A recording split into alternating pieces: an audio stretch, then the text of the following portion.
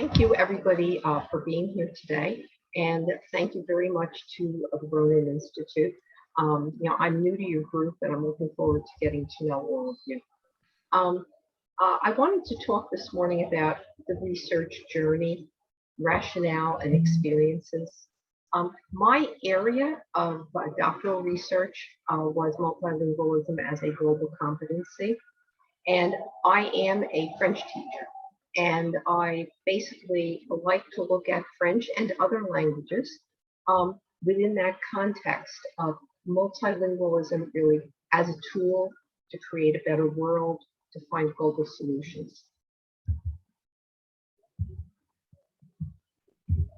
And I'm delighted to share my good news with you that I have a book actually forthcoming in December of this year on the French language in the world and the French language in our lives, French language and Francophone culture, how it impacts us here in the US, but impacts people around the world.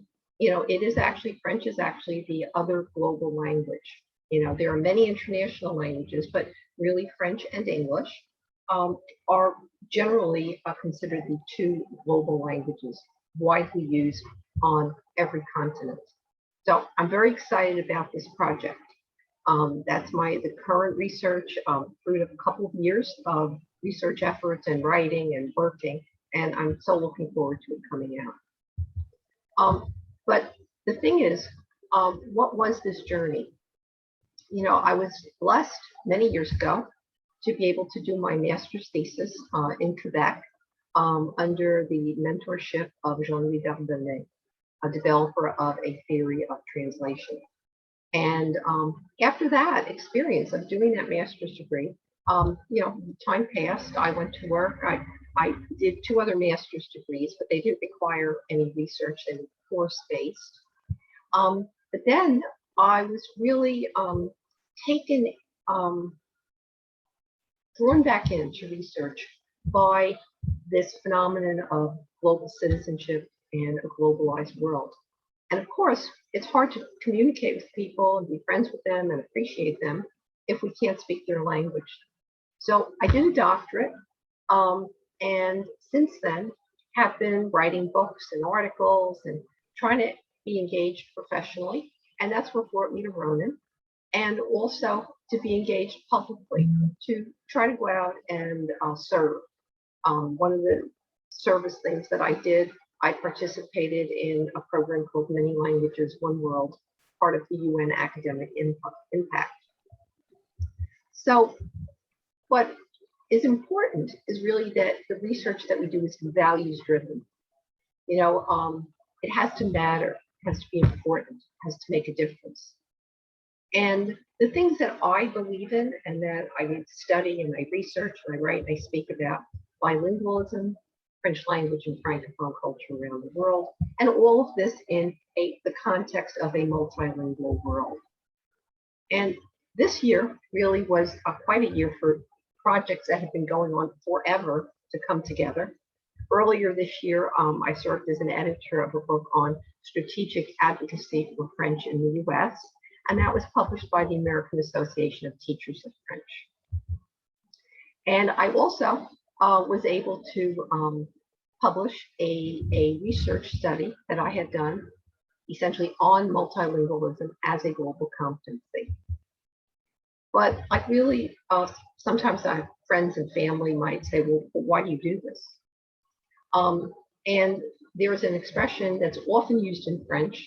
Don't know if it's used quite so much in English, but it's qui s'instruit sans agir, d'abord sans semer. Qui s'instruit, whoever is educated without taking action, agir, action to act, d'abord sans semer, basically tills the earth without planting seeds. And I know that's what you are all about here. And the goals of my research are to increase awareness of the importance of multilingualism and language learning, and to expand opportunity and access so that all interested students can learn other languages. They can't right now. There aren't those opportunities in our US public schools. And, this was another high point of the year for me. the book published back in January actually got translated into 6 languages. Okay, so therefore, putting that idea of multilingualism as action into good effect. And for me, the writing process had a lot to do with narrowing the topic, obviously, but finding the time to write. How do we do this with all the things we have to do and all the distractions we have, all the responsibilities we have, and then hanging in there? I think a lot of what happens, especially to independent scholars, is that they may run out of the motivation. They may not have enough people there cheering them on. And I like to cheer people on. Now, I noticed that I might be coming up out of time. I think I saw Emily making a sign to me. So I'm just going to go through these couple of slides very quickly, and then really ask you guys, please, please, please keep in touch. I'm easy to find on Gmail at Kathy Stein-Smith at Gmail, on Twitter at Kathy Stein-Smith or Voices for French, and on Facebook at Voices for French. Thank you so much for the opportunity, and thank you, special thanks out to Keith for his warm welcome, really, to getting involved with the Ronin Institute. So I'll say, as we would in French, à la prochaine, and now I'm going to stop the recording.